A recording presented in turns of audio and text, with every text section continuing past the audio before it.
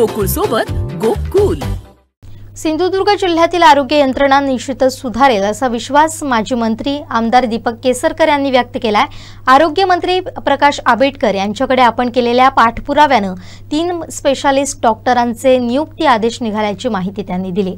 त्यासाठी काय होतं की डॉक्टरांची खूप तुटवडा होता, परंतु आरोग्य मंत्री प्रकाश आंबेडकर यांना विनंती केलेली होती की इथे एक फिजिशियन पाहिजे।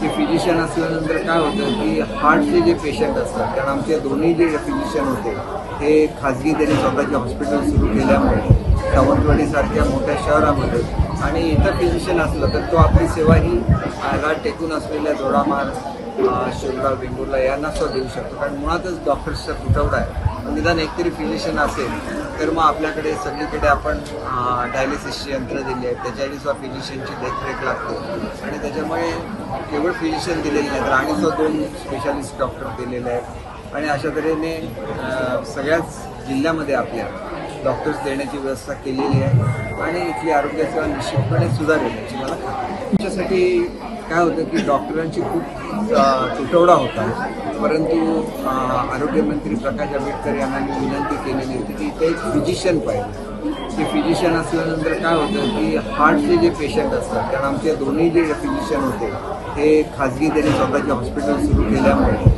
सावंतवाडीसारख्या मोठ्या शहरामध्ये आणि इतर फिजिशियन असलं तर तो आपली सेवा ही घाट टेकून असलेल्या दोडामार्ग, शिवगाव, वेंगुर्ला यांना सुद्धा देऊ शकतो, कारण मुळातच डॉक्टर्सचा तुटवडा आहे। निदान एकतरी फिजिशियन असेल तर मग आपल्याकडे सगळीकडे आपण डायलिसिसची यंत्र दिली आहेत, त्याच्यासाठी सुद्धा फिजिशियनची देखरेख लागते आणि त्याच्यामुळे केवळ फिजिशियन दिलेले नाहीत तर आणि सुद्धा 2 स्पेशालिस्ट डॉक्टर दिलेले आहेत आणि अशा तऱ्हेने सगळ्याच जिल्ह्यामध्ये आपल्या डॉक्टर्स देण्याची व्यवस्था केलेली आहे आणि इथली आरोग्यसेवा निश्चितपणे सुधारेल याची मला खात्री आहे।